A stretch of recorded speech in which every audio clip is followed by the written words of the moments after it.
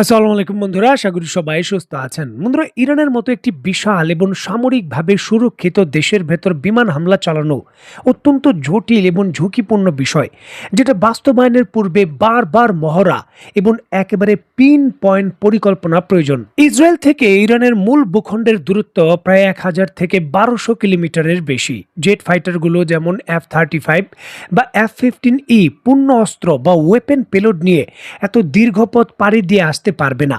মাঝ আকাশে এর জন্য জ্বালানি নেওয়ার জন্য বোয়িং KC-46 বা KC-135 এর মতো ভারী ট্যাঙ্কার বিমান প্রয়োজন হয়। শত শত যুদ্ধ বিমানের স্কোয়াড্রন কিভাবে নিখুঁত টাইমিং মেনে মাঝ আকাশে জ্বালানি রিফিউলিং সম্পন্ন করবে তার ব্লুপ্রিন্ট তৈরি করা হয় এই মহড়াগুলোতে।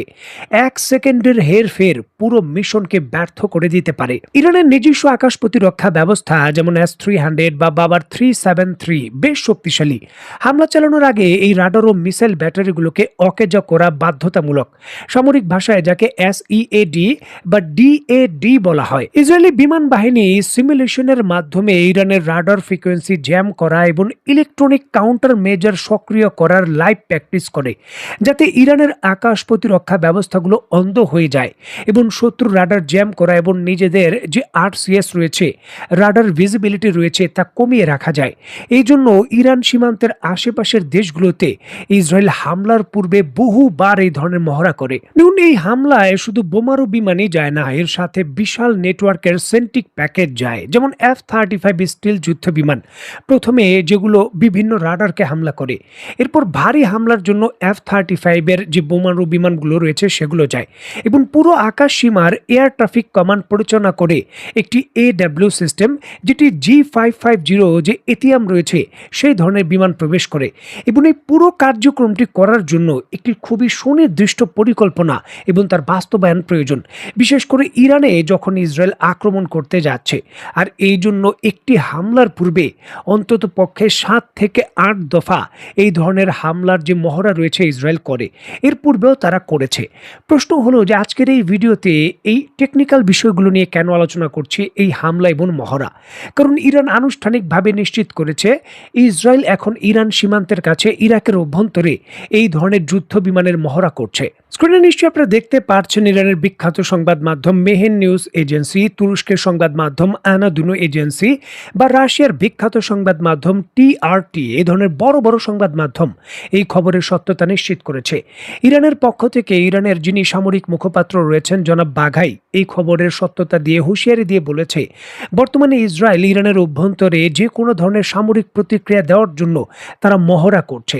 আশেপাশের প্রতিবেশী দেশগুলোতে এই ধরনের যে ব্যাপক কার্যক্রম তারা কিন্তু সেটা পরিলক্ষিত করেছে। দেখুন, এটা হতে পারে ইরানের ভেতর, হতে পারে আজারবাইজানের ভেতর, এই অঞ্চলের ভেতরই ইসরায়েল বর্তমানে তার এই ব্যাপক প্রস্তুতি যুদ্ধবিমান নিয়ে নিচ্ছে। এখন একটি যুদ্ধবিরতির চুক্তি চলছে, এমতো অবস্থায় ইসরায়েলি যুদ্ধ বিমানের ইরানকে কেন্দ্র করে হামলার এই মহড়া দেওয়ার বিষয়টি মোটেও সাধারণভাবে দেখছেন না বিষয়ের সামরিক বিশেষজ্ঞরা এবং ইরানও দেখছে না। যে কোনো মুহূর্তে ইসরায়েল সরাসরি ইরানে হামলা করতে পারে বা হামলা হবে এমন আশঙ্কা করছে তারা। কারণ তখন যুক্তরাষ্ট্র তার স্টেটমেন্টে এমনটাও দাবি করতে পারে যে আমরা তো হামলা করিনি, আমরা যুদ্ধবিরতির যেই চুক্তি রয়েছে সেটা মেনে চলছি।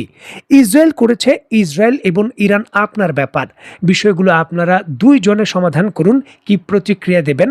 তবে আমাদের ঘাঁটি এবং আমাদের যে স্থাপনা রয়েছে সেগুলোতে হামলা করবেন না, যেহেতু আমরা এখানে উপস্থিত নেই।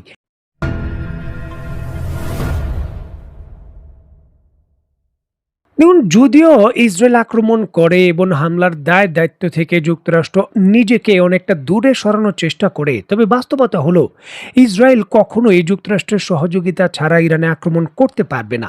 ট্যাঙ্কার বিমান এবং লজিস্টিক সাপোর্টের একটি বড় বিষয় রয়েছে। যাই হোক, ইসরায়েল যখন ইরানের বিরুদ্ধে সামরিক পদক্ষেপ নেওয়ার জন্য তার সীমান্তের কাছে যুদ্ধ বিমান নিয়ে ঘোরাঘুরি করছে এমন অভিযোগ পাওয়া যাচ্ছে, ঠিক এমতো অবস্থায় হরমুজ প্রণালী থেকে প্রায় $4000 কোটি বা প্রায় $40 বিলিয়ন বার্ষিক আয় করতে পারে ইরান, এমন পরিকল্পনার বিষয়গুলো সামনে এসেছে। স্ক্রিনে নিশ্চয়ই আপনারা দেখতে পাচ্ছেন যুক্তরাষ্ট্রের বিখ্যাত সংবাদ মাধ্যম দ্য ওয়াল স্ট্রিট জার্নাল এই ইস্যুটিকে কেন্দ্র করে গুরুত্বপূর্ণ প্রতিবেদন প্রকাশ করেছে। এই হরমুজ প্রণালী দিয়ে পৃথিবীর প্রায় 20% জ্বালানি তেল রপ্তানি হয়, জাহাজগুলো চলাচল করে এবং অন্যান্য জাহাজ চলাচলেরও বিপুল পরিমাণের আনাগোনা রয়েছে। এখান থেকে টোল আদায়ের মাধ্যমে বছরে $4,000 কোটি বা $40 বিলিয়ন আয় করা সম্ভব। এই পরিকল্পনা করা হচ্ছে। ইরানের পক্ষ থেকে এই প্রায় $40 বিলিয়ন মধ্যে উল্লেখযোগ্য একটা অর্থ উপসাগরীয় দেশ যেমন সৌদি আরব, কুয়েত বা অন্যান্য দেশকেও তারা দিতে চায়। এই বিষয়কে কেন্দ্র করে বর্তমানে গোপনে আলোচনা চলছে এমনটা শোনা যায়। আর এই ধরনের মধ্যস্থতা পুরো মধ্যপ্রাচ্যে যুক্তরাষ্ট্রের প্রভাব বলয়কে সরাসরি বড় ধাক্কা দেবে। ইরান যে পরিকল্পনা করছে সেই পরিকল্পনার বাস্তবায়নের অংশীদার হচ্ছে যুক্তরাষ্ট্রের মিত্র দেশ এই মধ্যপ্রাচ্যের উপসাগরীয় দেশগুলো। এটি বিশ্বব্যাপী শুধুমাত্র হরমুজ প্রণালী নয়, ভবিষ্যতে যুক্তরাষ্ট্রের যে পেট্রো ডলার রয়েছে, ডলারের বিনিময়ে তেল বিক্রি, সেখানেও বড় ধরনের স্ট্র্যাটেজিতে আঘাত করতে পারে। যুক্তরাষ্ট্র এমনটা আশঙ্কা করছেন।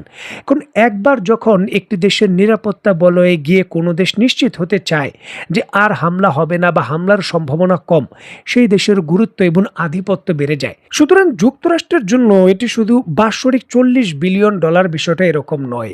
যুক্তরাষ্ট্রের নিজস্ব যে $1 ট্রিলিয়ন ব্যবসা রয়েছে বা আধিপত্য রয়েছে বা নিষেধাজ্ঞার হাতিয়ার ব্যবহারের যে সুযোগ রয়েছে, সেখানেও একটি বড় ধরনের কৌশলগত যে নতুন উত্থান তার ঝুঁকি। সুতরাং যুক্তরাষ্ট্রকেও এখন অতি দ্রুত সময়ে প্রতিক্রিয়া দেখাতে হবে, যেটাই হয়তো বাস্তবায়ন করতে চাচ্ছে ইসরায়েল।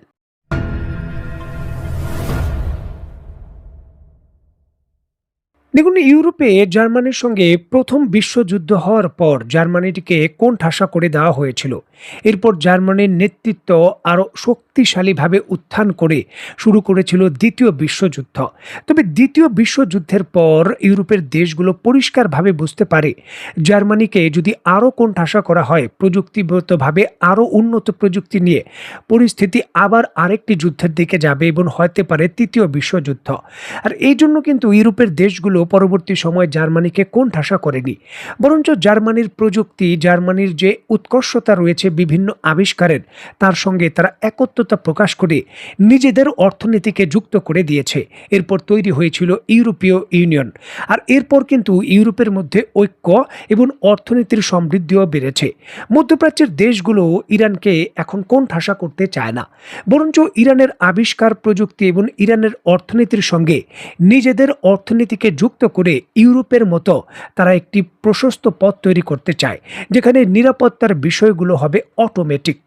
যদি ইরান মধ্যপ্রাচ্যের উপসাগরীয় জিসিসিভুক্ত দেশগুলোর অর্থনীতির উপর নির্ভরশীল হয়ে যায় এবং একে অন্যের বিনিয়োগের উপর আস্থাশীল হয়, তাহলে ইরান শক্তিশালী অস্ত্র থাকলেও মধ্যপ্রাচ্যের বাকি দেশগুলোতে হামলা করবে না। আর এই জন্যই এখন যুক্তরাষ্ট্রের যে অস্ত্র ক্রয়, ইরানকে প্রতিরোধ করা এবং এই বিষয়গুলো এখন কাজে আসছে না এটা জেনেই এখন মধ্যপ্রাচ্যের দেশগুলো ইউরোপের যে পলিসি রয়েছে ইরানের কাছে বাস্তবায়ন করতে চায়, ইরানের সঙ্গে তাদের সম্পৃক্ততা এবং তাদের অর্থনৈতিক যে যোগাযোগ বৃদ্ধি করতে চায়, যেটি যুক্তরাষ্ট্রের জন্য কৌশলগতভাবে একটা চ্যালেঞ্জ। দেখার বিষয় এই মধ্যপ্রাচ্যের দেশগুলোর এই নতুন কৌশল পরিবর্তনের বিষয়টা কাজে আসে না যুক্তরাষ্ট্র তার প্রভাব বলয় নতুন করে নতুন কৌশলে ধরে রাখতে পারে। তো বন্ধুরা, আজকের মতো বিদায়। নতুন কোনো ভিডিও নিয়ে আবার দেখা হবে। সেই পর্যন্ত সবাই ভালো থাকবেন, সুস্থ থাকবেন এবং বাংলাদেশকে ভালোবাসবেন। আল্লাহ হাফেজ।